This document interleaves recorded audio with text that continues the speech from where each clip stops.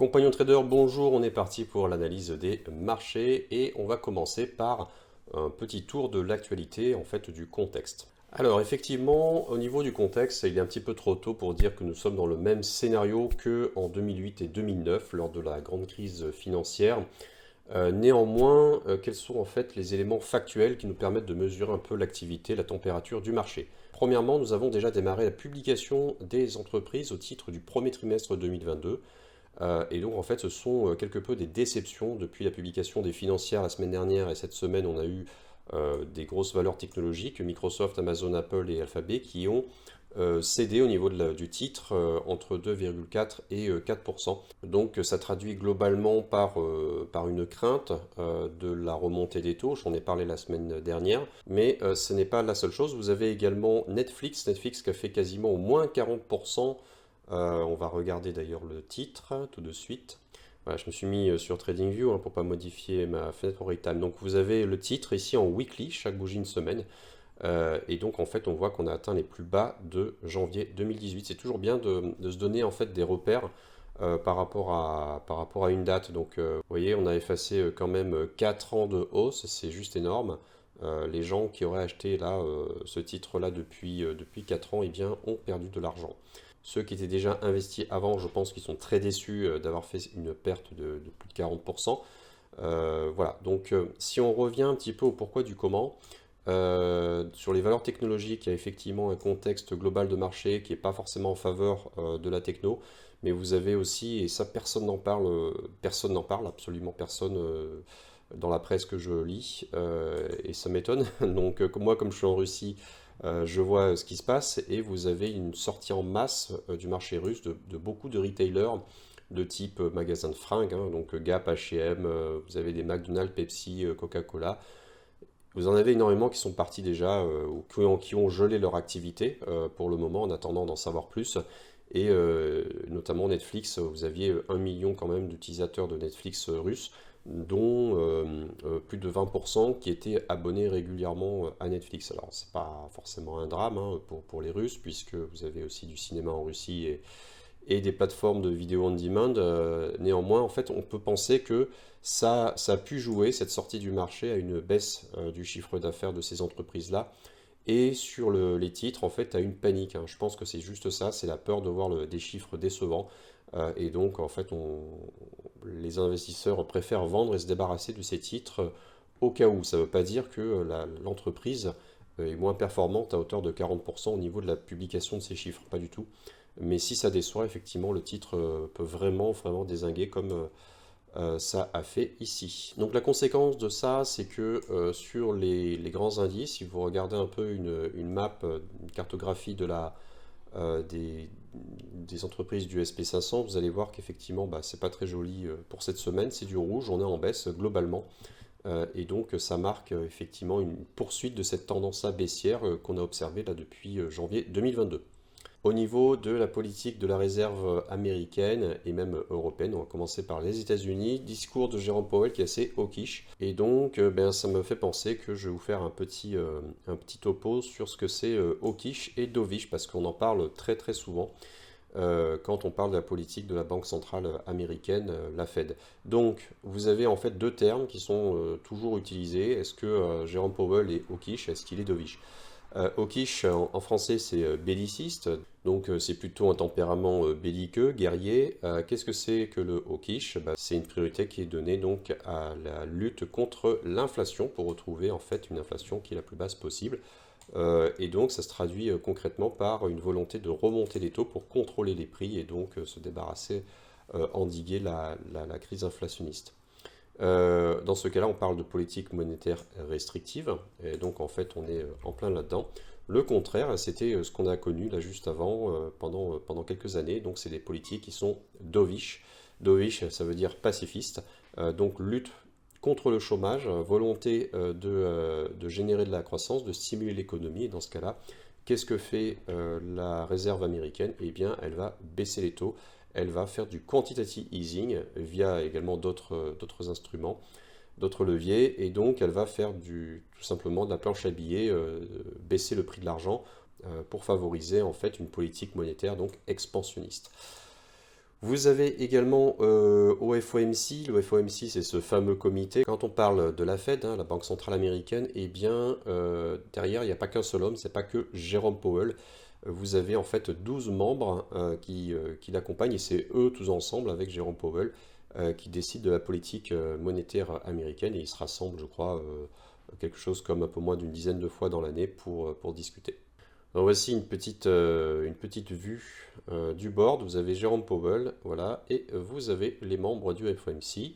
Et si ça vous intéresse vraiment, vous avez la possibilité d'aller sur federalreserve.gov et vous avez toute l'information sur le FOMC pour savoir déjà s'il y a une conférence en direct. Ce sera très certainement sur leur site. Et vous avez la liste en fait des membres de ce comité-là.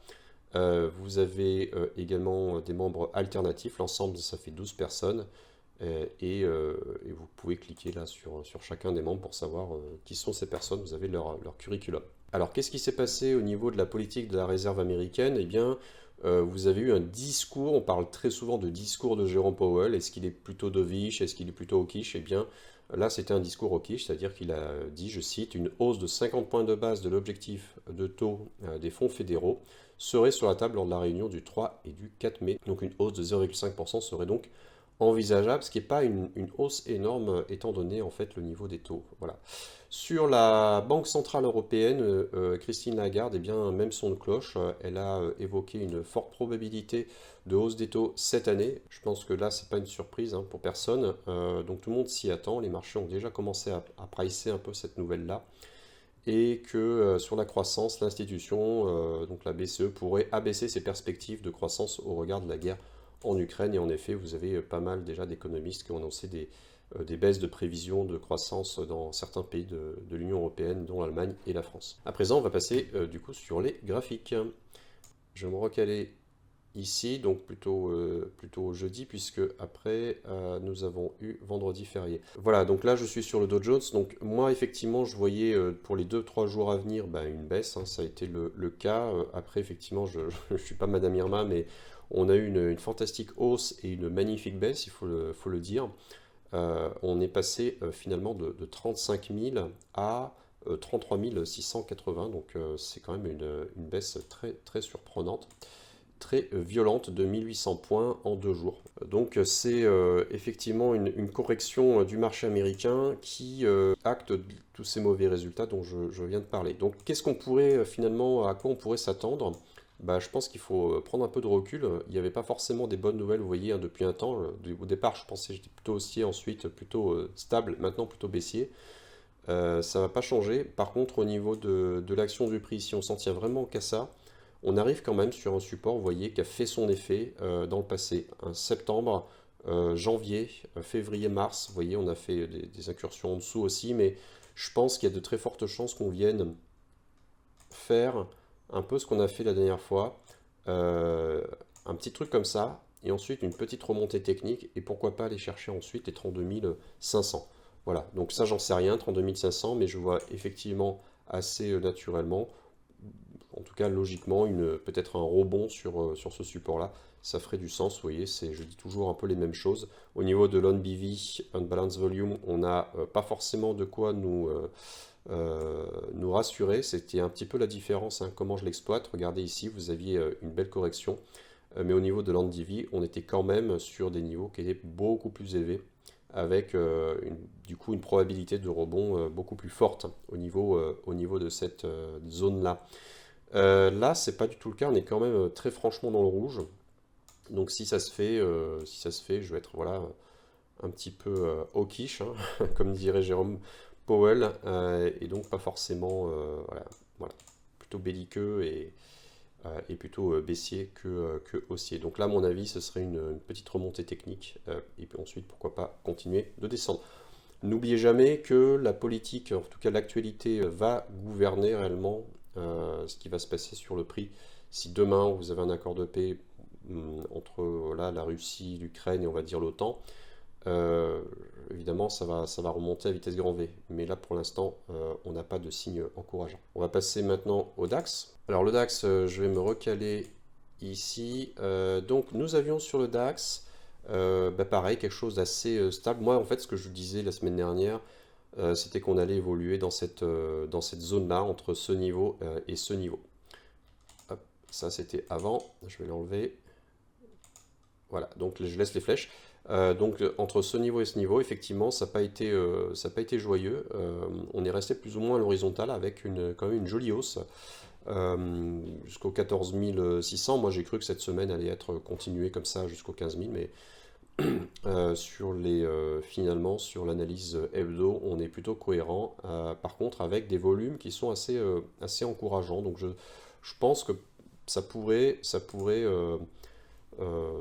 continuer comme ça dans cette zone-là. Alors, un rebond, c'est difficile à croire. On est quand même dans un scénario qui est assez baissier. Je ne sais pas si vous voyez, on est quand même dans un triangle qui vient vraiment travailler assez fortement la zone des 14 000. Je ne sais pas vous, moi je le sens plutôt baissier depuis janvier, c'est quand même nettement baissier. Je ne peux pas vraiment me positionner pour un rebond, j'y crois vraiment pas trop. Alors si ça rebondit, ça serait vraiment très très léger. Et ensuite, à mon avis, la logique serait de copier un peu ce qu'a fait le Dow Jones. Le Dow Jones a énormément corrigé, donc ici pour moi, c'est quand même une vente pour aller chercher des plus bas vers les 13 500.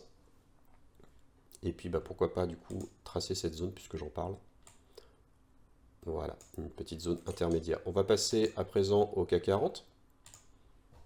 Le CAC 40, lui, je me repositionne. On était effectivement sur une zone plutôt horizontale. Moi, c'est ce qui était logique hein, sur les autres indices aussi. Donc là, à présent, je serais plutôt baissier. Pareil, rattrapage. Donc, à mon avis, une zone de travail qui serait probablement entre ces deux supports, voire même plus bas. Voire même, on verra un petit peu plus tard. Mais à mon avis, lundi, mardi, plutôt dans cette zone-là, préparez-vous plutôt à des ventes. On va regarder du côté du Nasdaq, donc US Tech sur CFD. Alors sur le Nasdaq, je me recale tout d'abord. Voilà, sur le Nasdaq, effectivement, il y avait ce petit rebond qui a été marqué, un rebond, paf, on a fait un énorme rebond. Donc jolie amplitude et on est revenu, je vais supprimer du coup l'ellipse, on est revenu sur cette zone de support qui a été très franchement breakée. Donc là pour moi il n'y a pas d'ambiguïté, on est vraiment sur, vous voyez en fait hein, ce qu'ont fait les entreprises de la techno, et étant donné les politiques au quiche des banques centrales, je m'attends plutôt, pourquoi j'ai ce... Je m'attends plutôt à ce qu'on continue dans cette zone-là. Donc qu'on revienne sur un plus bas en plus qui a été atteint il n'y a pas très longtemps. Voilà, donc plutôt la zone des 13 000 sur le Nasdaq avec des volumes qui sont de plus en plus dynamiques, qui est de plus en plus baissière. On va passer à présent sur le Bitcoin. Alors le Bitcoin, moi ça me fait plaisir parce qu'il résiste pas mal. Hein. On est dans cette zone-là. On a passé une dizaine de jours dans cette zone de consolidation sur cette oblique, mais surtout en fait sur cette horizontale-là qui est aux environs des 39 000. Donc il résiste malgré les corrections sur les indices.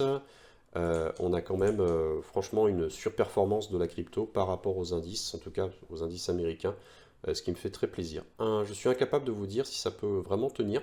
J'ai quand même l'impression que ce pessimisme sur le marché action va faire que les investisseurs vont se retenir d'investir sur la crypto. Pour l'instant, on le voit, la crypto n'est pas suffisamment mature pour être considérée comme une valeur refuge suffisamment sûre et stable. Et donc, j'ai un peu peur aussi qu'on aille venir chercher, tester des niveaux un petit peu plus bas, par exemple sur les 35 000. Donc pour moi, c'est vraiment un grand point d'interrogation, aucune idée. Je vais mettre plutôt une flèche horizontale parce que je ne sais pas du tout. Je ne sais pas du tout sur les 2-3 jours à venir. Hein, je suis plutôt confiant sur le long terme, mais là, il y a quand même une chance qu'on vienne travailler dans cette zone basse en dessous des 39 000 tant qu'il n'y a pas de bonnes nouvelles sur le marché action. Voilà, donc pour l'instant, je le vois comme ça. Enfin, c'est le coin des nouvelles et même des bonnes nouvelles, puisque je vous l'avais annoncé, vous avez reçu un mail normalement, un séminaire est organisé à Paris. Normalement, je viens, voilà, donc j'espère qu'il n'y aura pas de blocage, mais a priori, c'est plutôt bien parti pour se faire. J'ai déjà commencé la partie organisation, j'ai déjà pas mal de personnes qui sont intéressées, donc n'hésitez pas à confirmer votre intérêt si ça n'est pas fait en allant chercher le lien là, qui est dans la description de la vidéo. Ça va me donner comme ça effectivement un horizon et je vais communiquer ensuite avec vous là d'ici 2-3 jours je vais vous donner en fait un plan complet de ce séminaire. Donc avec voilà, l'ensemble de vos réjouissances, combien ça va coûter et comment va s'enchaîner l'organisation du lundi au vendredi. Mais voilà, dans les grandes lignes, vous aurez en fait du scalping théorie et pratique, c'est-à-dire qu'en fait, je vais mettre l'accent sur la pratique tous les jours. Ou presque, enfin, on va commencer avec un peu de théorie le lundi, mais dès mardi, j'aimerais que vous commenciez déjà à traiter sur les marchés avec des stratégies simples. Donc ce seront voilà, les stratégies que moi j'utilise. Donc vous aurez de la pratique tous les jours.